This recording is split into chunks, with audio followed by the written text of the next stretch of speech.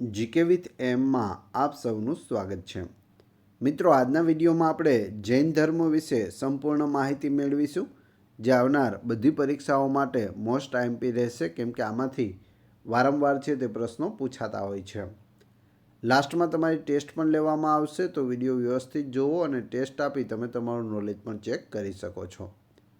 એ સિવાય આની પીડીએફ પણ તમને પ્રોવાઈડ કરાવવામાં આવશે. તો જોઈએ ખૂબ જ અગત્યનો આ વિડીયો.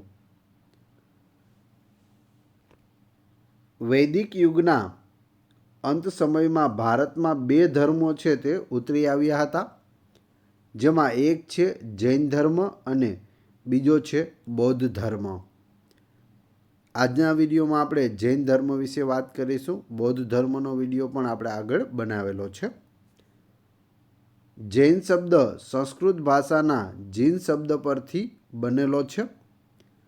હવે આ જીન એટલે જેને પોતાની ઇન્દ્રિયો પર કાબૂ મેળવ્યો હોય તે વ્યક્તિ, તેને શું કહેવાય? જીન કહેવાય, કે જેણે પોતાની ઇન્દ્રિયો પર કાબૂ મેળવ્યો હોય તે વ્યક્તિ. આ જૈન ધર્મમાં 24 તીર્થંકર એટલે કે 24 વ્યક્તિ થઈ ગયા, જેમણે પોતાની ઇન્દ્રિયો પર કાબૂ મેળવ્યો હતો. જૈન ધર્મના આ 24 તીર્થંકરોના જીવનનો ઉલ્લેખ કલ્પસૂત્ર નામના પુસ્તકમાં કરેલો છે, જેની રચના ભદ્રબાહુ દ્વારા કરવામાં આવી હતી. જૈન ધર્મના પ્રથમ તીર્થંકર છે ઋષભદેવ, જેમનું પ્રતીક છે સાંઢ. આ ઋષભદેવને ઋગ્વેદ અને ભગવદ્ ગીતામાં વિષ્ણુના 8મા અવતાર તરીકે પણ દર્શાવવામાં આવ્યા છે.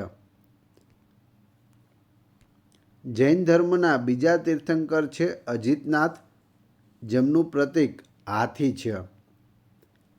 આ અજિતનાથનું મંદિર મહેસાણા જિલ્લાના તારંગા ખાતે આવેલું છે, જેની રચના કુમારપાળ દ્વારા કરવામાં આવી હતી.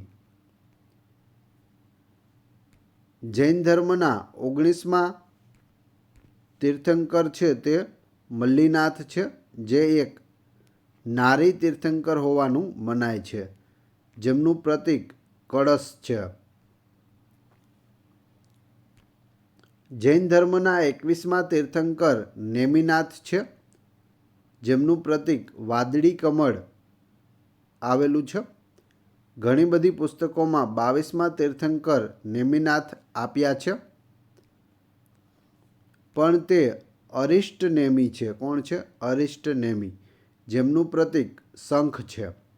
અને આ અરિષ્ટ નેમિ શ્રી કૃષ્ણને સમકાલીન હતા. તો નેમિનાથ 21માં પણ છે અને 22માં પણ છે, પણ 22માં છે તે અરિષ્ટ નેમિ છે અને તે કૃષ્ણ ભગવાનના સમકાલીન હતા, તો એ યાદ રાખજો. જૈન ધર્મના 23મા તીર્થંકર છે પાર્શ્વનાથ, જેનું પ્રતીક સાપ છે. જૈન ધર્મના છેલ્લા અને 24મા તીર્થંકર મહાવીર સ્વામી છે, જેમનું પ્રતીક સિંહ છે. મહાવીર સ્વામી વિશે વાત કરીએ, કેમ કે તેમના વિશે વારંવાર પ્રશ્નો છે તે પૂછવામાં આવે છે. મહાવીર સ્વામીનો જન્મ ઈસવીસન પૂર્વે 599માં, અમુક પુસ્તક મુજબ ઈસવીસન પૂર્વે 540માં વૈશાલી કુંડગ્રામ, જે હાલ બિહારમાં આવેલું છે, ત્યાં થયો હતો. તો જન્મ તારીખ તમારે ઓપ્શન પ્રમાણે કેવી પડશે? અમુક પુસ્તકમાં છે ઈસવીસન પૂર્વે 540 બતાવે છે, જ્યારે અમુક પુસ્તકમાં ઈસવીસન પૂર્વે 599 આપેલું છે. તેમનું મૂળ નામ વર્ધમાન હતું.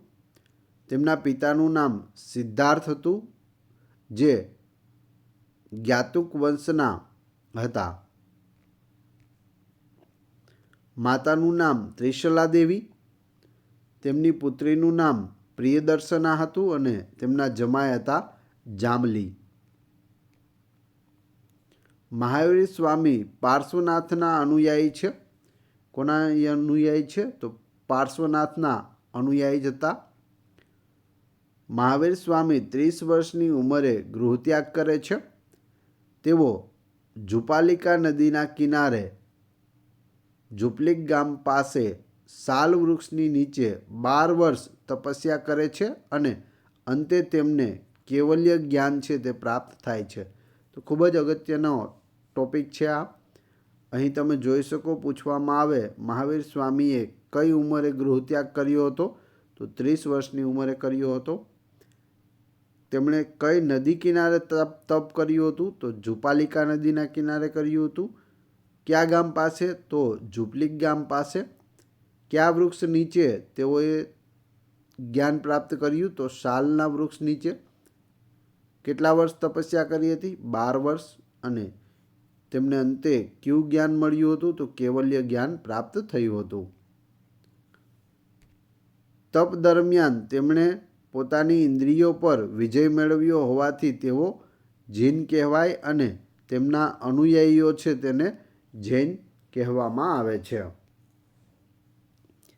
અંતે 72 વર્ષની ઉંમરે ઈસવીસન પૂર્વે 527માં મગધની રાજધાની પાવાપુરીમાં તેઓ નિર્વાણ પામ્યા હતા. જૈન ધર્મના 5 મહાન વ્રતો છે, જેમાંથી પ્રથમ 4 વ્રત છે તે પાર્શ્વનાથે અને છેલ્લું એક મહાવીર સ્વામીએ આપેલું છે. તો કેટલા વ્રત છે? 5 વ્રતો છે. જેમાં પ્રથમ છે સત્ય, એટલે કે સત્ય બોલવું. બીજું છે અહિંસા, એટલે કે હિંસા ન કરવી. ત્રીજું છે અપરિગ્રહ. અપરિગ્રહ એટલે શું પૂછાય તો સંગ્રહખોરી ન કરવી. ચોથું છે અસત્યેય, એટલે કે ચોરી ન કરવી. અને પાંચમું છે બ્રહ્મચર્ય, જે મહાવીર સ્વામીએ આપ્યું હતું 24મા તીર્થંકરે.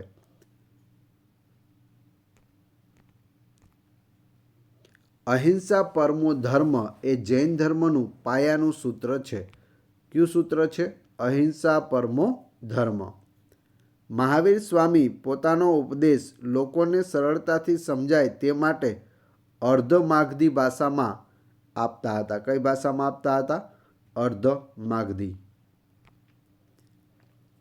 જૈન ધર્મની સભાઓ વિશે વાત કરીએ તો તેના વિશે પણ વારંવાર પ્રશ્નો પૂછાય છે. તે પહેલાં જો વિડીયો પસંદ આવી રહ્યો હોય તો લાઈક કરવાનું ના ભૂલશો અને ચેનલ ઉપર નવા હોય તો ચેનલને સબસ્ક્રાઈબ અવશ્ય કરી લેજો, કેમ કે આગળ પણ તમને આવા જ વિડીયો મળતા રહેશે. પ્રથમ સભાની વાત કરીએ તો ઈસવીસન પૂર્વે 298માં યોજાઈ હતી. આ સભા કયા રાજા દ્વારા યોજવામાં આવી હતી? તો ચંદ્રગુપ્ત મૌર્ય દ્વારા યોજવામાં આવી હતી. ચંદ્રગુપ્ત મૌર્યએ મૌર્ય સામ્રાજ્યની સ્થાપના કરી હતી અને જૈન ધર્મ છે તે અપનાવ્યો હતો. સ્થળ પાટલીપુત્ર ખાતે, જે હાલનું પટના છે, બિહારની રાજધાની, ત્યાં. પુરોહિત કોણ હતા?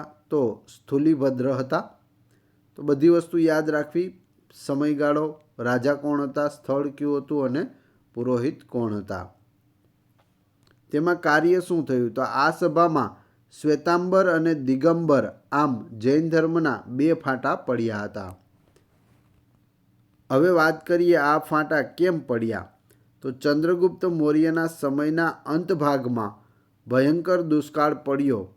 તેથી ભદ્રબાહુ અને તેના અનુયાયીઓ છે તે દક્ષિણમાં ગયા હતા અને મગધમાં રહેલા અનુયાયીઓ શૂલિભદ્રની નેતાગીરી નીચે મહાવીર સ્વામીના ગ્રંથોને વ્યવસ્થિત રીતે ગ્રંથસ્થ કરવા પાટલીપુત્રમાં એક જૈન સભા આયોજિત કરી. આ સમયે દક્ષિણમાં ગયેલ ભદ્રબાહુ અને તેના અનુયાયીઓ પાછા ફર્યા અને બંને તરફથી કેટલીક સૈદ્ધાંતિક બાબતોને લઈ મતભેદ થતા શ્વેતાંબર અને દિગંબર આમ 2 ફાંટા પડ્યા હતા. આ શ્વેતાંબર અનુયાયીઓ સફેદ વસ્ત્રો પહેરતા અને તેઓ મૂર્તિ પૂજામાં માનતા હતા, જ્યારે દિગંબર અનુયાયીઓ છે તે વસ્ત્ર ન પહેરવામાં માનતા હતા. તો દિગંબર છે તે આજે પણ વસ્ત્રો પહેરતા નથી. દિગંબરનો મતલબ એ થાય દિશારૂપી વસ્ત્ર જેનું છે તે. તો ચારેય દિશાઓ છે તેનું વસ્ત્ર હોય છે, તે કોઈ પણ પ્રકારનું વસ્ત્ર પહેરતા નથી અને મૂર્તિ પૂજામાં પણ માનતા નથી. જ્યારે શ્વેતાંબર છે તે સફેદ વસ્ત્રો પહેરે છે અને મૂર્તિ પૂજામાં પણ માને છે. બીજી જૈન સભાની વાત કરીએ તો ઈસવીસન પૂર્વે 512માં બીજી જૈન સભા છે તે યોજવામાં આવી હતી. ત્યારે રાજા હતા ધ્રુવસેન પ્રથમ, મૈત્રક વંશના રાજા હતા. સ્થળ હતું વલ્લભી, જે વલ્લભી વિદ્યાપીઠ આવેલી હતી ભાવનગરની નજીકમાં, જે હાલ વલ્લભીપુર છે ત્યાં ગુજરાતમાં. પુરોહિત હતા દેવર્ષિ શ્રવણ. તો બધી વસ્તુ યાદ રાખજો. ત્યારે શું કાર્ય થયું? તો આ જૈન સભામાં જૈન ગ્રંથોને લિપિબદ્ધ કરવામાં આવ્યા. આ સભામાં જૈન સિદ્ધાંતોનું નિરૂપણ કરતા 12 મૌખિક અંગોને 45 આગમ ગ્રંથોમાં ગ્રંથસ્થ કરવામાં આવ્યા. તો આગમ ગ્રંથ યાદ રાખજો. અને આ આગમ એ જૈન ધર્મનો પવિત્ર ગ્રંથ માનવામાં આવે છે. તો બીજી જૈન સભા યોજાય ત્યારે આગમ ગ્રંથો છે તે લખવામાં આવેલા છે, જેને જૈન ધર્મનો પવિત્ર ગ્રંથ પણ કહેવામાં આવે છે. જૈન દર્શનમાં આત્મજ્ઞાન પ્રાપ્ત કરવા માટે શ્રદ્ધા, જ્ઞાન અને આચરણને સમ્યક દર્શન, સમ્યક જ્ઞાન અને સમ્યક ચરિત્ર જેવા 3 રત્નોના નામે પ્રસિદ્ધ છે. તો 3 રત્નો ક્યાં ક્યાં છે? સમ્યક દર્શન, સમ્યક જ્ઞાન અને સમ્યક ચરિત્ર, એટલે કે શ્રદ્ધા, જ્ઞાન અને આચરણ. પ્રાચીન જૈન મઠ બસદી તરીકે ઓળખાય છે. જૂનો જે જૈન મઠ હોય તેને શું કહેવાય? બસદી કહેવાય છે. આ છે બધા તીર્થંકરો 24/24, જેના વિશે પણ આપણે જોઈ લઈએ. ઋષભનાથજી પ્રથમ થયા હતા. બેલ એટલે કે વૃષભ છે તેનું છે. અજીતનાથજી બીજા થઈ ગયા. તેનું પ્રતીક હાથી છે. ત્રીજા છે શંભોનાથજી, જેનું પ્રતીક ઘોડો છે. ચોથા છે અભિનંદનાથજી, જેનું પ્રતીક બંદર છે. ત્યારબાદ સુમતીનાથજી, પછી છઠ્ઠા પદ્મપ્રભુજી, સાતમા સુપાર્શ્વનાથજી, આઠમા ચંદ્રપ્રભુજી, નવમા પુષ્પદંતજી, 10મા શીતલનાથજી, 11મા શ્રેયાસનાથજી, 12મા વાસુપૂજ્યજી, 13મા છે વિમલનાથજી, 14મા અનંતનાથજી. નીચે તેમના પ્રતીકો પણ આપેલા છે, તમારે જોવા હોય તો જોતા જજો. 15મા છે ધર્મનાથજી, 16મા શાંતિનાથજી, 17મા કુંથુનાથજી, 18મા અરહનાથજી, 19મા મલ્લીનાથજી, 20મા મુનિ સુવ્રતનાથજી, 21મા છે નમિનાથજી અને 22મા નેમિનાથજી છે. આ અરિષ્ટ નેમિ આપણે જે આગળ વાત કરી હતી તે મુજબ. પછી 23મા પાર્શ્વનાથજી અને 24મા છે મહાવીર સ્વામીજી, જેમનું પ્રતીક સિંહ છે. પાર્શ્વનાથજીનું સર્પ છે. નેમિનાથજી જે અરિષ્ટ નેમિ છે તેમનું શંખ છે. અને એની પહેલાં જે 21મા થઈ ગયા નેમિનાથજી, તેનું નીલકમલ છે. હવે તમારી ટેસ્ટ, જે આપણે વિડીયો જોયો તેમાંથી તમને અહીં પ્રશ્નો પૂછવામાં આવે છે, જેના જવાબ તમારે કોમેન્ટ બોક્સમાં આપવાના છે, જેથી મને ખ્યાલ આવે કેટલા લોકોએ વ્યવસ્થિત વિડીયો જોયો છે અને કેટલા લોકોને આ પ્રશ્નોના જવાબ આવડે છે. પ્રથમ, જૈન શબ્દ સંસ્કૃત ભાષાના કયા શબ્દ પરથી બનેલો છે? બીજું, જૈન ધર્મના 24મા તીર્થંકર કોણ હતા અને તેમનું પ્રતીક શું છે?